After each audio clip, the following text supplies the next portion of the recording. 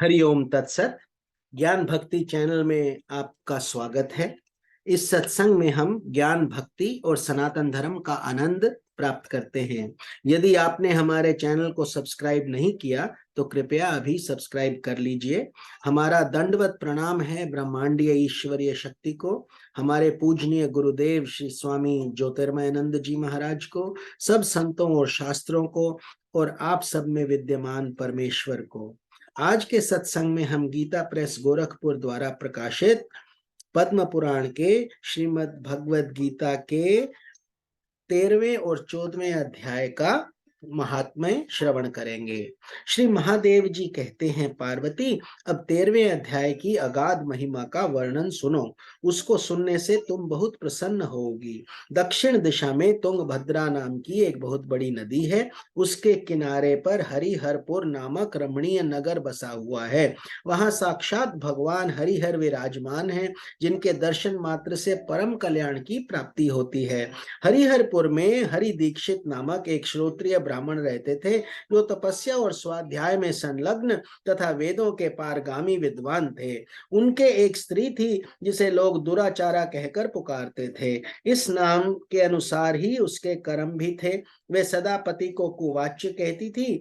उनसे कभी भी उनके साथ शयन नहीं किया। पति से संबंध रखने वाले जितने लोग घर पर आते उन सबको डांट बताती और स्वयं कामोन्मत्त होकर निरंतर व्यभिचारियों के साथ रमण किया करती थी। एक दिन नगर को इधर उधर आते जाते हुए पुरवासियों से भरा देख उसने निर्जन एवं दुर्गम वन में अपने लिए संकेत स्थान बना लिया।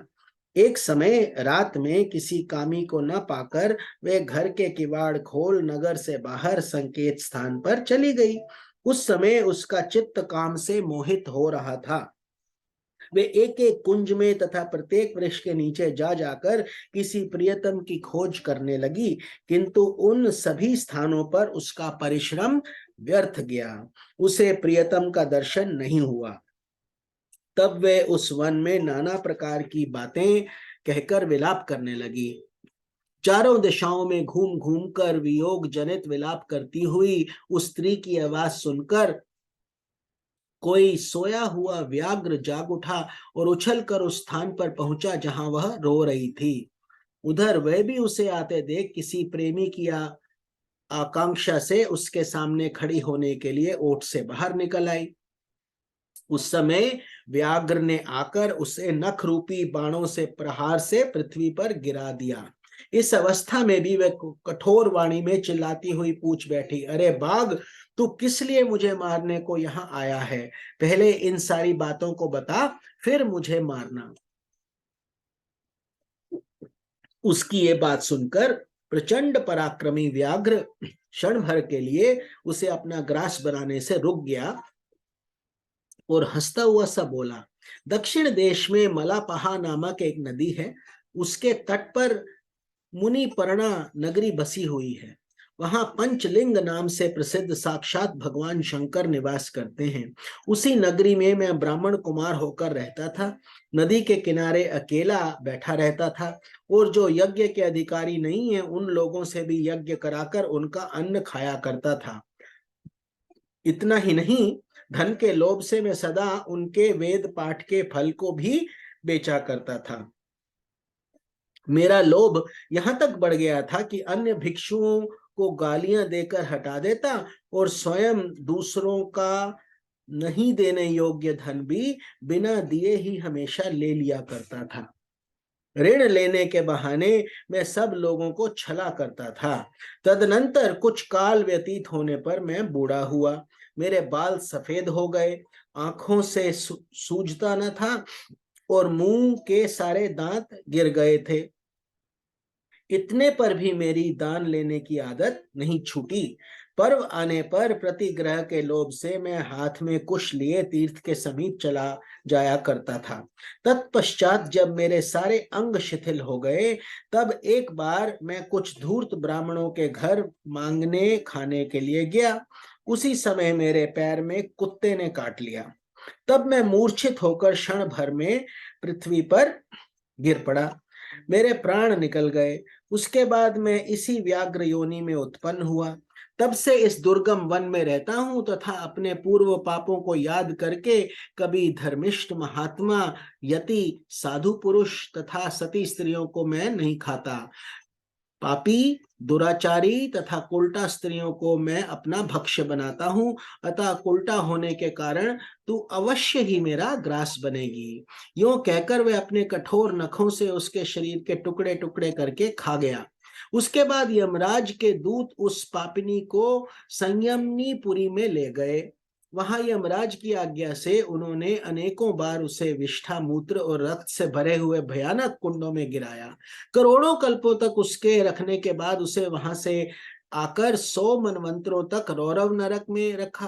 फिर चारों ओर मुख करके दीन भाव से रोती हुई उस पापिनी को वहां खींचकर दहनानन नामक नरक में गिराया।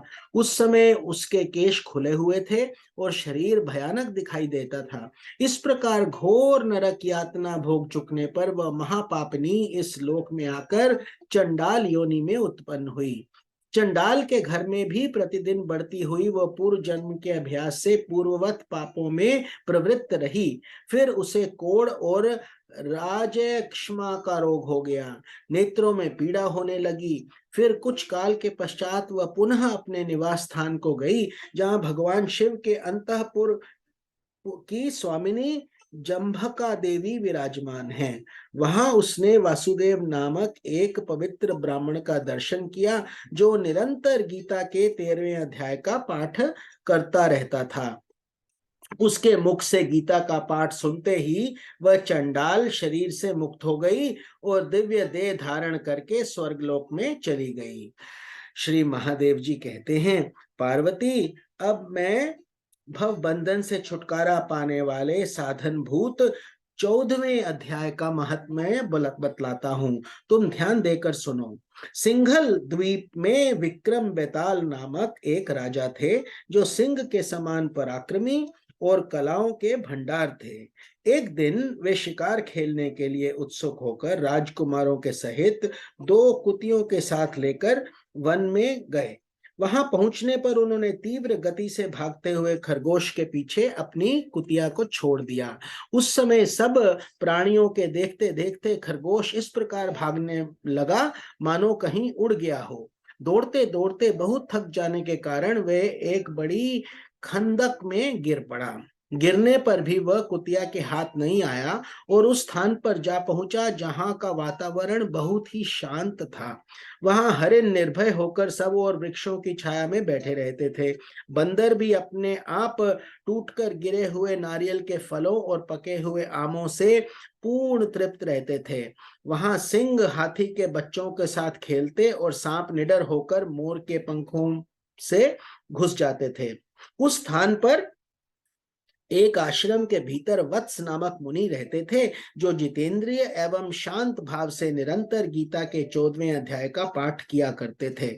आश्रम के पास ही वत्स मुनि के किसी शिष्य ने अपना पैर धोया था। उसके जल से वहां की मिट्टी गीली हो गई थी। खरगोश का जीवन कुछ शेष था। वे हांफता हुआ आकर उसी कीचड़ में गिर पड़ा। उसके स्पर्श मात्र से ही खरगोश संसार सागर के पार हो गया और दिव्य विमान पर बैठकर स्वर्गलोक को चला गया। फिर कुतिया भी उसके पीछे करते हुए वहां पहुंच गई। वहां उसके शरीर में भी कुछ कीचड़ के छींटे लग गए। फिर भूख प्यास की पीड़ा से रहित हो कुतिया का रूप त्याग कर उसने दिव्यांगना का रमणीय रूप धारण कर लिया तथा गंधर्वों से सुशोभित दिव्य विमान पर आरूढ़ हो वह भी स्वर्गलोक को चली गई।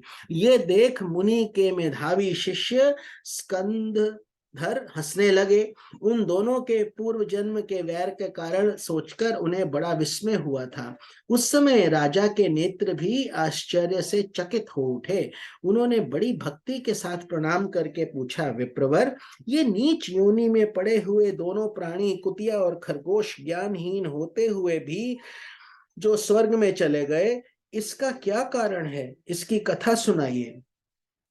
शिष्य ने कहा, भूपाल, इस वन में वत्स नामक ब्राह्मण रहते हैं। वे बड़े जितेंद्रिय महात्मा हैं। गीता के 14वें अध्याय का सदा जप किया करते हैं। मैं उन्हीं का शिष्य हूँ। मैंने भी ब्रह्म विद्या में विशेषज्ञता प्राप्त की है। गुरु जी की ही भांति मैं भी 14वें अध्याय का प्रतिदिन जप करता हूँ। मेरे पैर धोने के जल में लौटने के कारण ये खरगोश कुतिया के साथ ही स्वर्गलोक को प्राप्त हो गया है। अब मैं अपने हंसने का कारण बताता हूँ। महाराष्ट्र में प्रत्युदक नामक एक महान नगर है। वहां केशव नाम का एक ब्राह्मण रहता था, जो कपटी मनुष्यों में अग्रगण्य था। उसकी स्त्री का नाम विलोभना था। वह स्वच्छंद विहार करने वाली थी। इससे क्रोध में आकर जन्म भर के वैर को याद करके ब्राह्मण ने अपनी स्त्री का वध कर डाला और उसी पाप से उसको खरगोश की योनि में जन्म मिला। ब्राह्मणी भी अपने पाप के कारण कुतिया हुई। श्री महादेव जी कहते हैं, ये सारी कथा सुनकर श्रद्धालु राजा ने गीता के 14वें अध्याय का पाठ आरंभ कर दिया। इसमें उन्हें परम गति प्राप्त हुई। बोलिए श्री भगवान श्री कृष्ण की जय। ओम नमो भगवते वासुदेवाय। आप सबको स्वामी निखिलानंद का नमस्कार। कल हम श्रीमद् भगवद गीता के 15वें और 16वें अध्याय का महात्म्य श्रवण करेंगे। हरि ओम तत्सत।